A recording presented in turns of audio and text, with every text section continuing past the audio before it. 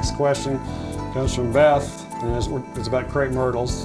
I wonder what this is. I wonder what we're going to talk about. Anyway, she says, I have a crepe myrtle bark scale on my crepe myrtle. When do I apply the dormant oil that you all have talked about? Well, now, for example, but crepe myrtle bark scale. This is what it looks like. So we're getting somewhere with crepe myrtle bark scale because people are starting to ask, they're starting to recognize it, right. And that's been our goal for the last umpteen years, and just as lately, it's really been bad. And a lot of the times we don't get this question.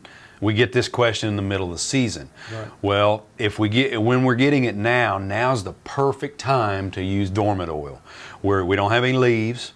So we can spray a heavy oil on there and coat that scale, coat that felt scale, which I think you got a close up. So going back to what this is crepe myrtle bark scale. It's a felt scale. So it's a cousin to euonymus scale, and we've got numerous different types of scale in our landscape, but they will really be exposed now because we don't have leaves and we can see them. But the main thing on this crepe myrtle is it has sooty mold. This black appearance is from the exudate or the honeydew of this scale. The scale's attached. It's feeding inside the plant, and then it's pulling those juices in and excreting a sugary substance called honeydew. Right. The honeydew then is attracted to a mold that turns black. It makes that mold feeds on the sugar, and it turns that particular bark or that limb or that leaf black from the sugary substance. Right.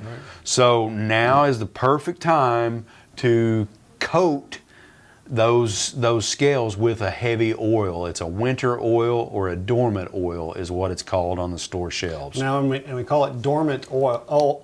Mm-hmm. Because you use it when the plants are dormant. Because if it's too thick for when they're alive and growing and thriving, it won't let the leaves transpire and breathe when we coat it in the summertime with that heavy dormant oil. Right. But that heavy dormant oil does a better job of choking out these scales. So you can buy it in a can, dormant oil, and it'll have instructions. You get one of those pumpers, mix it to the instructions of how it says to mix it, and then soak it. Just spray it. I mean, it's just an oil-based product.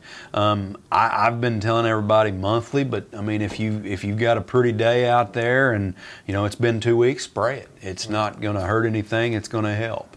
And that's our major control recommendation right now is apply dormant oil in the wintertime. It's an issue. If you've got a crepe myrtle in the backyard, there's a heavy possibility that you have this. It may just be one or two of them white dots, but next year it's going to be covered like this if you don't do anything about it. So dormant oil is a good thing to do.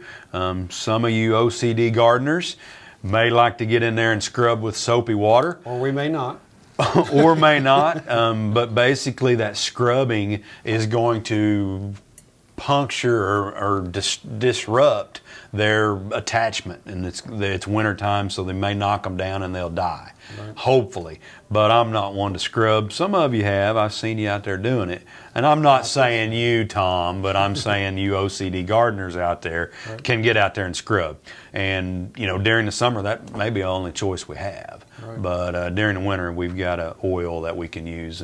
But be aware of yourself. If you got a crepe myrtle, and go out there and look and see. You inspect it, see if there's any black. If there's any black, or if there's not any black, look for white specks, little bitty. These are going to be, probably a quarter of an inch or an eighth inch long, very small, but you're going to be able to notice it. So go inspect it, see, and then decide if you want to put the oil down or not. But if you've got a crepe myrtle, there's a high possibility that you're going to have a problem of crepe myrtle bark scale. Well, and I think the key on the oil too is the application when it's above 40 degrees, I believe. Is that what it's? I'd have to read the label. Not when it's super cold. You don't want a very cold one. Now's a good time. It's not getting that cold at night, and it's up in the 50s or 60s or something. So it's a good time to do it. Good point, and it does need to be looked at, and we probably do need to look at controlling them very quickly. Right.